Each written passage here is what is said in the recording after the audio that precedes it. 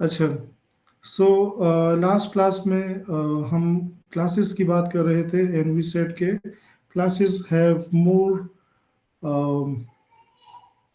Authority for you to code, क्योंकि इसमें some of the major differences that we discussed are less duplication of code. जो हमने बात की कि इनहेरिटेंस के थ्रू आपको कोड की डुप्लीकेशन जो है वो काफ़ी कम हो जाती है। Secondly we discussed data encapsulation के with classes you can hide your data because it allows you to have access specifiers like private and protected, और उसके थ्रू आप अपने डेटा को हाइड कर सकते हैं। एंड थर्डली वी डिस्कस्ड के आप बिहेवियर जो है उसको इनक्लोज कर सकते हैं with in a class and that makes them more secure in terms of making any mistakes. आपके गलती करने के चांसेस जो है वो काफ़ी कम हो जाएंगे। ठीक है, so what we discussed is that if you define a class, ठीक है, so in that case you would define its data members, ठीक है, आप उसके यहाँ पर डेटा मेंबर्स डिफाइन करोगे which is the same as we did in structures, but the difference is that you can define access specifier जो generally हम data members के लिए प्राइवेट रखते हैं। So when this is private it means that nobody can access this data members directly, ठीक है। And then we have public specifier for all the private parts, और उसमें जनरली हम बिहेवियर या मेंबर फंक्शंस रखते हैं, ठीक है। यहाँ पे आएगा मेंबर फंक्शंस, और बेसिकली हम करना क्या चाहते हैं कि हम चाहते हैं कि आउटसाइड से यहाँ पे अगर कोई ऑब्जेक्ट बनाए, let's say this class is student, so if someone create an object of type student and call it, let's say, s1, so if they want to modify any of these data members वो उसको directly ना कर सके बल्कि through these member functions कर सके। तो ये हमारे पास एक added एक जो difference है वो ये है कि ये जो class का object है, this object is going to access the public part of the class, जिसको हम कहते हैं कि ये क्लास का, इसको बिहेवियर भी कहते हैं। ये क्लास का बिहेवियर है कि ये क्लास जो है ये क्या क्या कर सकता है, इसका ऑब्जेक्ट क्या क्या कर सकता है। और ये आपके क्लास का इंटरफेस भी है कि बाहर से आप क्या क्या इस क्लास को एक्सेस, इसके कौन से पार्ट्स को एक्सेस कर सकते हैं। So whatever is being public is basically the interface of this class. So हम ये सारे फंक्शंस यहाँ पे, लेट्स से हमारे पास यहाँ पे है f1 फंक्शन डिफाइंड है, f2 डिफाइंड है, ये सारे हम यहाँ पे s1 के साथ एक्सेस कर सकते हैं। लेकिन ये डेटा मेंबर्स जो यहाँ पे हैं which are defined under the private access specifier, उसको हम यहाँ से डायरेक्टली एक्सेस नहीं कर सकते।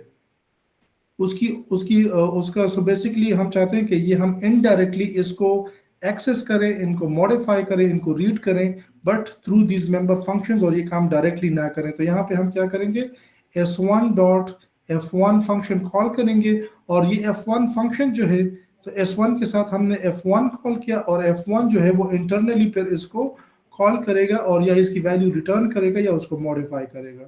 तो बेसिकली इससे हमें क्या एडवांटेज हुआ कि हमने इसको डायरेक्ट एक्सेस करना छोड़ दिया। लेट्स से यहाँ पे हमारे पास डेटा मेंबर्स हैं ए बी, तो हम ये काम तो कर सकते हैं कि F1 के थ्रू इंटरनली F1 के अंदर अगर F1 कुछ इस तरह का फंक्शन है कि लेट्स से ये एंट रिटर्न कर रहा है, और ये यहाँ पे क्या कर रहा है, रिटर्न ए, कि ये जो ए वैल्यू है इसको रिटर्न करें। तो हम यहाँ पे डायरेक्टली ए को रीड क्यों नहीं करते, यहाँ पे क्यों नहीं ऐसा करते। जब हम इसको सी आउट करते हैं तो उसकी जगह हम direct cout s1 dot a क्यों नहीं करते। ये काम हम क्लासेस के अंदर करते थे, लेकिन ये सॉरी स्ट्रक्चर्स के अंदर, लेकिन ये क्लासेस में अलाउड नहीं है। हम डायरेक्टली डेटा मेंबर्स को एक्सेस नहीं कर सकते। उससे प्रॉब्लम ये है कि बहुत सारे मसले जो है हम with inappropriate access to these data members वो हमारे लिए मसले बन सकते हैं। फॉर एग्जांपल अगर यहाँ पे हम लिखें s1 dot A equal to -5, तो ये काम अगर आप स्ट्रक्चर्स के साथ करें तो दिस इज एब्सोल्युटली फाइन कि ए जो है it's defined with in s1, तो ये काम जो है s1 is a type of, अगर हम एज्यूम करें कि ये क्लास नहीं स्ट्रक्चर है, स्टूडेंट इज अ स्ट्रक्चर, तो s1 के अंदर अगर a डिफाइन है तो आप ये काम कर सकते हैं। लेकिन इससे प्रॉब्लम क्या होगी कि लेट से a जो है वो s1 के एज को रिप्रेजेंट कर रहा है, तो हमें पता है कि एज की वैल्यू जो है वो -5 नहीं हो सकती। सो स्ट्रक्चर्स के अंदर जब आप इन डेटा मेंबर्स को डायरेक्टली एक्सेस करते हैं तो आपके पास कोई क्राइटेरिया नहीं है कि आप मेक श्योर करें कि इस ए की वैल्यू जो है वो कभी 0 से कम ना हो।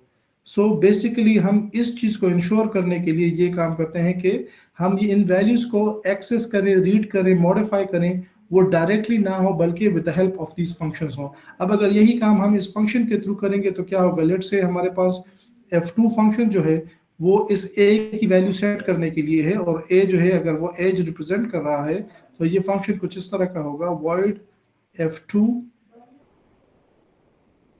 और इसको यहाँ पे हम जो है लेट से एक इंट जो है वो पास करेंगे, इंट, ठीक है। लेट से इसको हम कह देते हैं एज, ये इसको पास होगा। और अगर ये हम यहाँ पे अब कंडीशंस लगा सकते हैं, अगर हमने ए की वैल्यू को मॉडिफाई करना है मेंबर फंक्शन के थ्रू तो हम चेक कर सकते हैं कि if age is greater than और इक्वल टू 0, अगर ये कंडीशन फुलफिल हो रही है तो क्या करो, दिस डॉट ए, ये जो करंट ऑब्जेक्ट है जो हमारे केस में S1 है, एस दिस जो है वो करंट ऑब्जेक्ट को रेफर कर रहा है, तो यहाँ पे this is basically referring to S1 जिसके ऊपर हम यहाँ पे फंक्शन कॉल करेंगे S1, जो F2 जब हम यहाँ पे ये फंक्शन कॉल करेंगे so this is going to refer to S1। तो तब आप ये काम करें कि दिस डॉट ए जो है उसको असाइन करें एज। तो अब हमारी एज की वैल्यू भी मॉडिफाई हो रही है, यहाँ पे भी मॉडिफाई हो रही थी और हम उसको यहाँ पे भी मॉडिफाई कर रहे हैं, लेकिन यहाँ पे हमारे पास कोई कंट्रोल नहीं था, यूजर उसको किसी भी तरह से मॉडिफाई कर सकता है। उसके मुकाबले में अगर हम यहाँ पे देखें तो हमने अपनी मर्जी की रिस्ट्रिक्शन लगाई है कि वैल्यू तो मॉडिफाई होगी लेकिन तभी होगी जब उसकी वैल्यू 0 से बड़ी हो, और अगर ऐसा ना हो, इस तरह का नेगेटिव वाला केस हो, तो हम कोई एरर मैसेज जनरेट कर सकते हैं। द सेम वे हमें पता है कि लेट से एज की वैल्यू 100 150 से ज़्यादा नहीं हो सकती, तो हम अपर लिमिट भी उसके ऊपर लगा सकते हैं। तो इस तरह से आपके सिस्टम के अंदर गलत वैल्यू नहीं आएगी जब आप वैल्यूज को मॉडिफाई करते हैं with the help of this functions, because the functions can enforce certain rules under which the values can be modified।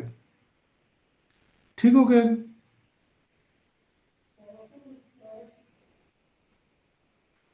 Hello? Yes, sir. Yes, sir. अच्छा, so next we are yes going, sir. जी जी जी, yes sir, ठीक हो गया sir, समझ रहे हैं। अच्छा, next we are going to discuss constructors. और कंस्ट्रक्टर्स जो हैं they are basically member functions, लेकिन they are a special type of member functions, और वो हम यहाँ पे बात करते हैं कि व्हाई दे आर स्पेशल और different from the rest of the functions. Constructors जो हैं they allow us to create default type objects, ठीक है। वो ऑब्जेक्ट जो हम फ्रीक्वेंटली बनाते हैं ये हमें उसको बाय डिफॉल्ट बनाने की अथॉरिटी दे देता है। अब यहाँ पे जो हम स्टूडेंट का ऑब्जेक्ट इसकी बात कर रहे थे कि स्टूडेंट का जो ऑब्जेक्ट है उसके अंदर दो एट्रीब्यूट्स हैं, एक जो है वो ए है और दूसरा बी है। तो आपके ख्याल में जब ये स्टेटमेंट एग्जीक्यूट हो जाती है स्टूडेंट S1, तो हमारे पास जो मेमोरी एलोकेट होगी S1 को, उसके अंदर दो यहाँ पे स्पेसेस होंगी, एक ए के लिए और एक बी के लिए, तो इनके अंदर वैल्यूज क्या पड़ी होंगी?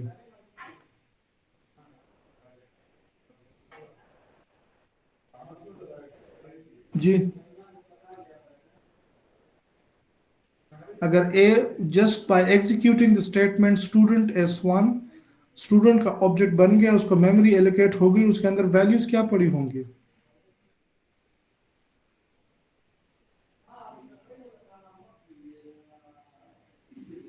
सर स्क्रीन हाँ, गार्बेज वैल्यू होगी सर। अच्छा, डिफॉल्ट कंस्ट्रक्टर कॉल होगा, और डिफॉल्ट कंस्ट्रक्टर अगर इंटीजर है, फ्लोट है, डबल है, जो भी न्यूमेरिक वैल्यूज हैं उनको 0 से इनिशियलाइज कर देगा, अगर स्ट्रिंग है, कैरेक्टर है, तो उसको नल से या एम्प्टी से रिप्रेजेंट कर देगा। तो ये बेसिकली जब हमने S1 बनाया तो यहाँ पे उसकी जो a की वैल्यू है that is set to 0 and b is also set to 0। लेकिन हमारे पास अगर स्टूडेंट S1 की कुछ और वैल्यूज होंगी तो हम क्या करेंगे, S1 डॉट F2 का फंक्शन कॉल करेंगे और यहाँ पे उसको पास करेंगे लेट से 13, तो उससे क्या होगा, ए की वैल्यू सेट हो जाएगी। इस तरह से हमारे पास यहाँ पे और मेंबर फंक्शंस होंगे जिसके थ्रू हम बी की वैल्यू भी सेट कर सकते हैं। तो हर दफा जब हम ऑब्जेक्ट बनाएंगे तो वो उसकी ए और बी की वैल्यू 0 होगी और बाद में हमें उसको मॉडिफाई करना पड़ेगा। तो क्या हम ये काम नहीं कर सकते कि हम एक कंस्ट्रक्टर डिफाइन करें ताकि 0 तो कोई भी अप्रोप्रिएट वैल्यूज नहीं है, तो instead of creating each object with their values of a and b equal to 0, क्या हम ऐसे ऑब्जेक्ट्स बना सकते हैं कि जिसकी ये वैल्यूज मीनिंगफुल हों और जो ज्यादा कॉमन वैल्यूज हैं उसके साथ हम उसको रिप्रेजेंट कर सकते हैं। सो लेट्स से हमारे पास अगर एक क्लास है student and student class has 2 attributes, ठीक है, जिसको हमने यहाँ पे प्राइवेट रखा हुआ है और वो एट्रीब्यूट्स हैं उसके इंट a और इंट b। और यहाँ पे पब्लिक में हम कहते हैं कि यहाँ पे एक कंस्ट्रक्टर है, सॉरी सर कुछ स्टूडेंट आ रहे हैं, उनको अलाउ कर दो। यहाँ पे तो मेरे पास नहीं है कोई रिक्वेस्ट।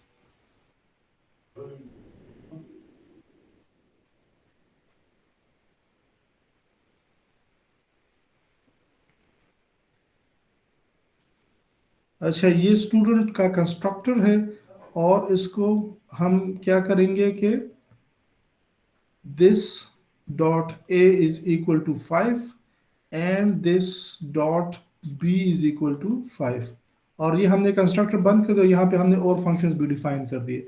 अब इससे हमें फायदा क्या हुआ कि जब भी अब हम स्टूडेंट टाइप का ऑब्जेक्ट बनाएंगे, लेट्स से स्टूडेंट s1, तो अब s1 को जो मेमोरी मिली है उसके अंदर जो a और b है उनकी वैल्यू अब 0 और 0 नहीं है, उनकी वैल्यूज जो है वो 5 5 है।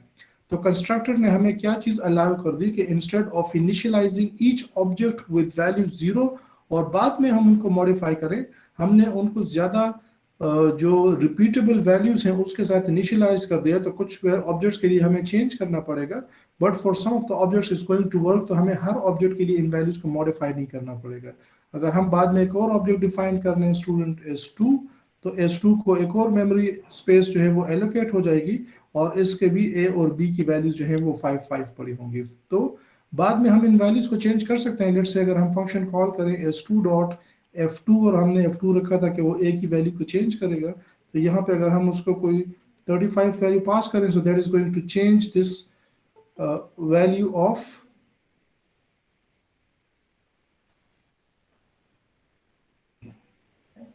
that is going to change this value of 5 जो s2 के लिए है और उसको रिप्लेस कर देगा 35 से, ठीक है। तो इस तरह से बाद में हम वैल्यूज चेंज कर सकते हैं, लेकिन हम बेसिकली इसमें इंटरेस्टेड हैं कि जैसी ऑब्जेक्ट बने इनिशियली उसकी पहली वैल्यू क्या हो। पहली वैल्यू जितनी मीनिंगफुल होगी उतनी हमें बाद में कम चेंजेस करनी पड़ेंगी, तो हमारा जो कोड है वो कम हमें लिखना पड़ेगा या उसका जो प्रोसेसिंग टाइम है वो कम होगा। सो बेसिकली कंस्ट्रक्टर का जॉब ये है कि हम ऑब्जेक्ट्स बनाए ही उन वैल्यूज के साथ कि जिसकी ज्यादा ऑफन जरूरत हो ताकि हमें बाद में चेंजेस कम करने पड़े। ये जो यहाँ पे हमने कंस्ट्रक्टर बनाया है इसको कहते हैं डिफॉल्ट कंस्ट्रक्टर, क्योंकि यहाँ पे हम इसको कुछ पास नहीं कर रहे। तो कोई भी ऑब्जेक्ट जो हम ऐसे डायरेक्टली बनाते हैं जिसको कुछ पास नहीं होता वो इन वैल्यूज के साथ बनेगा। हमने फंक्शंस में एक टॉपिक पढ़ा हुआ था फंक्शन ओवरलोडिंग का।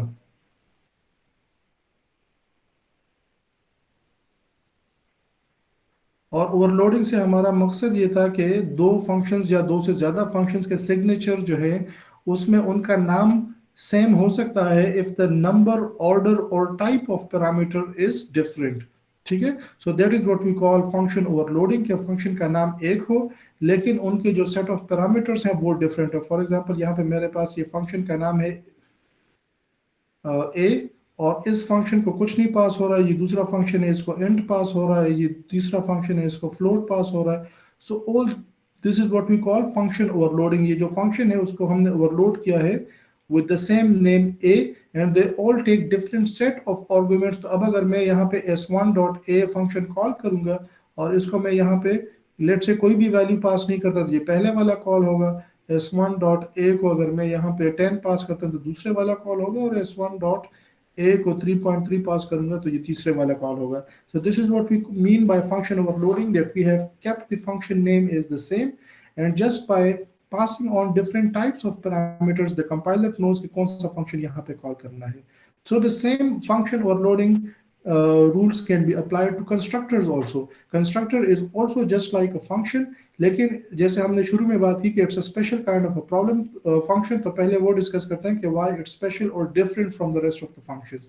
पहला डिफरेंस तो इसका ये कि इसका नाम जो है वो एग्जैक्टली वही होगा जो क्लास का नाम है, ताकि कंपाइलर को पता चले कि ये कंस्ट्रक्टर है. अगर आप ये काम करेंगे, यहाँ पे आप देखें कि जब हमने S2 ऑब्जेक्ट बनाया और उसको ये A और B की वैल्यू जो है ये 5 एलोकेट हो गई, तो इस फंक्शन को हमने एक्सप्लिसिटली कॉल नहीं किया. F2 को हम कॉल करेंगे तो इसकी वैल्यू 35 करेगा. तो बाकी फंक्शंस को आपको एक्सप्लिसिटली कॉल करना पड़ेगा. कंस्ट्रक्टर्स हम कॉल नहीं करते. जैसे ही आप ऑब्जेक्ट बनाते हैं, कंस्ट्रक्टर ऑटोमेटिकली कॉल हो जाता है. इस S1 के साथ हमने ये फंक्शन कॉल नहीं किया, फिर भी इसकी वैल्यूज जो है वो 5 सेट हो गई. So in order for the compiler to know कि ये कंस्ट्रक्टर है और इसको मैंने ऑटोमेटिकली कॉल करना है, इसको कॉल नहीं किया जाएगा. So for that we need to name it the same way as we have named our class, ताकि कंपाइलर समझ जाए कि ये कंस्ट्रक्टर है. दूसरी चीज ये कि उसकी रिटर्न टाइप इसकी कोई नहीं होगी और पैरामीटर में आपकी मर्जी है कि आप उसको कुछ पास करें या ना करें. सो this is something different for the constructor, जो आपको बाकी फंक्शन में नहीं मिलेगा कि इसका नाम जो है वो एग्जैक्टली क्लास का नाम होगा और ये रिटर्न कुछ नहीं करेगा. ठीक है. So coming back to the two function overloading, जिस तरह से हमने यहाँ पे ये एक स्टूडेंट बनाया, इसको यहाँ पे कुछ पास नहीं हो रहा और हमने A और B दोनों जो इसके डेटा मेंबर थे उनको 5 से इनिशियलाइज कर दिया. सो लेट्स से हम यहाँ पे दोबारा एक और कंस्ट्रक्टर डिफाइन करते हैं. Again it's a constructor, so we have to name it as our class name, तो नाम उसका वही होगा, रिटर्न टाइप इसकी नहीं होगी. और दिस टाइम जो है हम ऐसा कर लेते हैं कि हम इसको एक इंटीजर वैल्यू पास कर देते हैं, लेट्स से t. ठीक हो गया. और अब हम ये करेंगे कि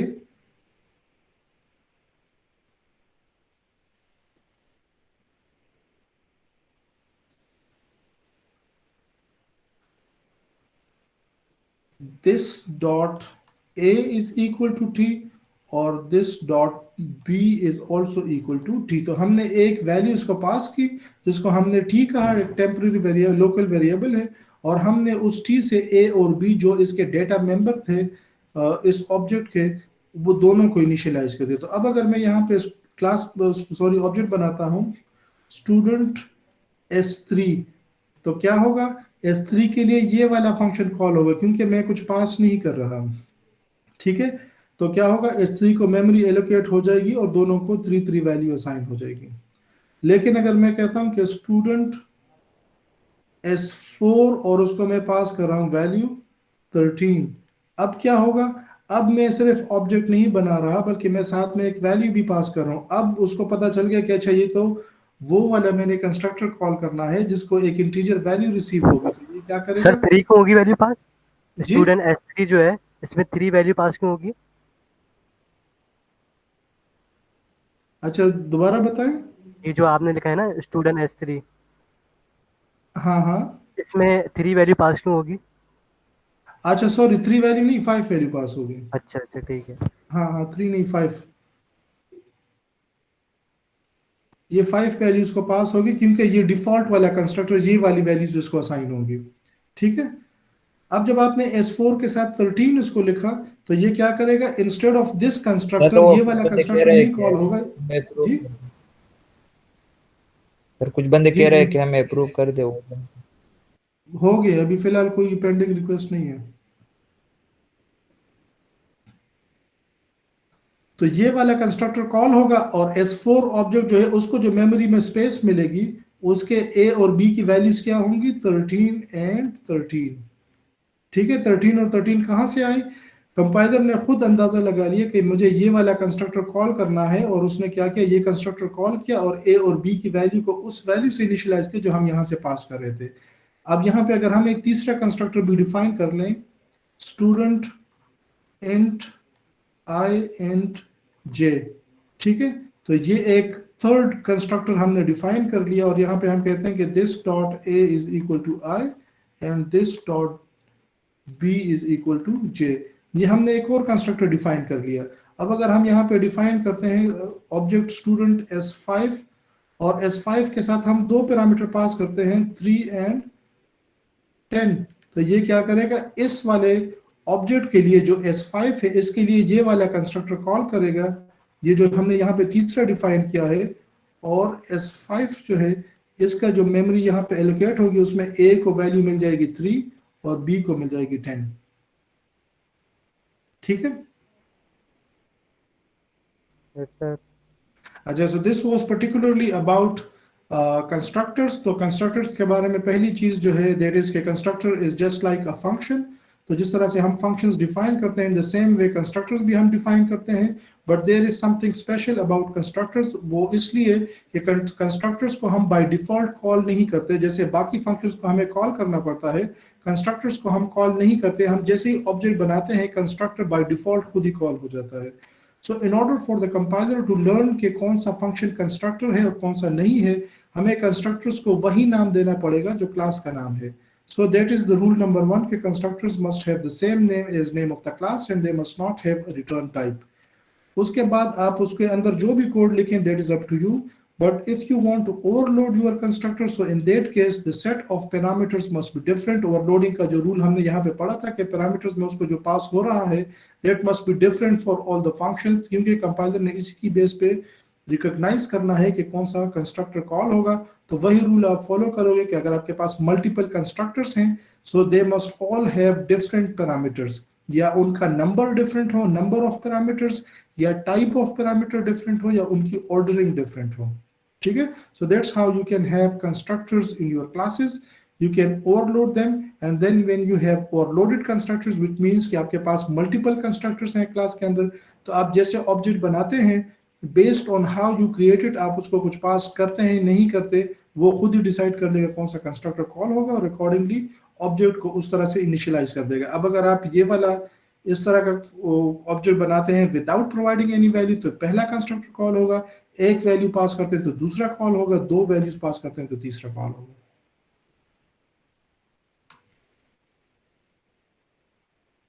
ठीक है जी। सर ये कंस्ट्रक्टर जो है हमारे पास ये सिर्फ वैल्यू इनिशियलाइजेशन के लिए होते हैं क्या? देखें, कंस्ट्रक्टर एक ऐसा फंक्शन है जिसको आप कॉल नहीं कर सकते, तो जब आप उसको कॉल नहीं कर सकते तो उसको कंपाइलर ऑटोमेटिकली कॉल करता है, और उसको सिर्फ एक दफा कॉल किया जाता है जैसे ही ऑब्जेक्ट क्रिएट होता है उस वक्त। उसके बाद कंस्ट्रक्टर का कोई काम नहीं है, दोबारा ना कंपाइलर उसको कॉल करता है ना आप खुद उसको कॉल कर सकते हैं।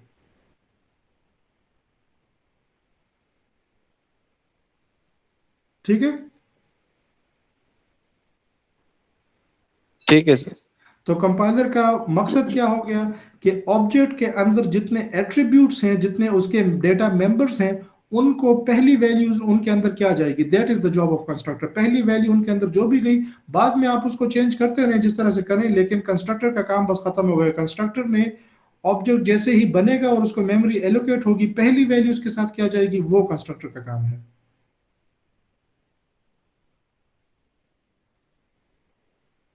ठीक हो गया। Okay sir. अच्छा, कंस्ट्रक्टर हम डिफाइन क्यों करते हैं, क्योंकि मैंने आपको एग्जांपल दी कि जब हम कंस्ट्रक्टर नहीं बना रहे थे, हमारा जो लास्ट लेक्चर था उसमें हमने कंस्ट्रक्टर नहीं बनाया, हमने सिर्फ क्लास बनाए, उसके कुछ डेटा मेंबर, कुछ मेंबर फंक्शंस रखे, और फिर जैसे ही हम ऑब्जेक्ट बनाते थे तो ऑब्जेक्ट के अंदर जितने डेटा मेंबर्स थे न्यूमेरिक टाइप के, इंटीजर, फ्लोट, डबल वगैरह, उन सबको जीरो से इनिशियलाइज किया जाता था।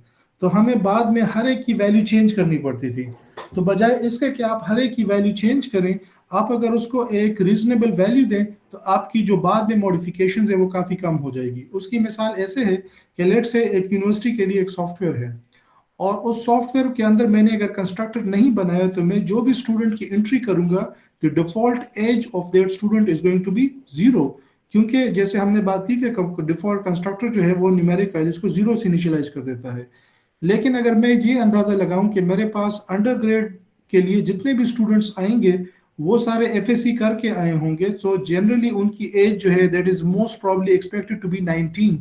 तो अगर मैं ऐसा एक कंस्ट्रक्टर बनाऊं कि जिसके अंदर जैसे ही स्टूडेंट की एंट्री होगी उसकी डिफॉल्ट एज 19 हो, तो अब क्या होगा कि वो सारे लोग जिनकी एज 19 है उनके लिए मुझे कोई चेंज अप्लाई नहीं करना पड़ेगा। So I will only change the value of the first value of that object जब जहाँ पे लोगों की एज जो है वो 19 ना हो या 18 हो या 20 21 इस तरह कुछ हो, उनके लिए तो मुझे चेंज करनी पड़ेगी। लेकिन वो सारे लोग जिनकी एज 19 है उनके लिए मुझे चेंज नहीं करनी पड़ेगी। तो वो उसके लिए मैंने सिर्फ एक कंस्ट्रक्टर लिखा और उस एज की वैल्यू को इनिशियलाइज किया 19 से इंस्टेड ऑफ 0, जो मोस्ट रिपीटेड या ज्यादा कॉमनली एक्सपेक्टेड वैल्यू है। सो उससे हमने कंस्ट्रक्टर के अंदर उसको इनिशियलाइज कर दिया और उसने हमें ये हेल्प कर दी कि अब हमें हंड्रेड्स ऑफ स्टूडेंट्स के लिए वो वैल्यू चेंज नहीं करनी पड़ेगी।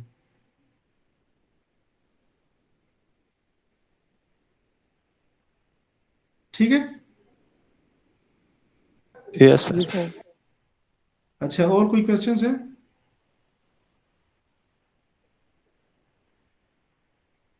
No sir. अच्छा चलें, ठीक है। बस ये आपका आज का टास्क है। और इसके साथ मैं स्लेट पे कुछ असाइनमेंट्स या होम क्विजेज जो है वो अपलोड कर दूंगा। सरताज मुझे अटेंडेंस पर ईमेल कर दें। सर अगर वो नेक्स्ट टाइम आप हमें रन करके दिखाएं तो ज्यादा अच्छा होगा सर। हाँ वो ठीक है, लेकिन लैब में आप नहीं कर रहे हो वो चीज़ें। नहीं सर, अभी लैब में हम पीछे हैं, अभी हम स्ट्रक्चर पढ़ने वाले लैब में नेक्स्ट क्लास। नेक्स्ट क्लास में आप स्ट्रक्चर पढ़ेंगे, ठीक है। ये मैं अगली क्लास में फिर आपको इसके कोड भी साथ करवा दूंगा। ठीक है सर, थैंक यू सर। ठीक है, ओके जी, ओके, अल्लाह हाफ़िज़। अल्लाह अल्लाह हाफ़िज़। हाफिज।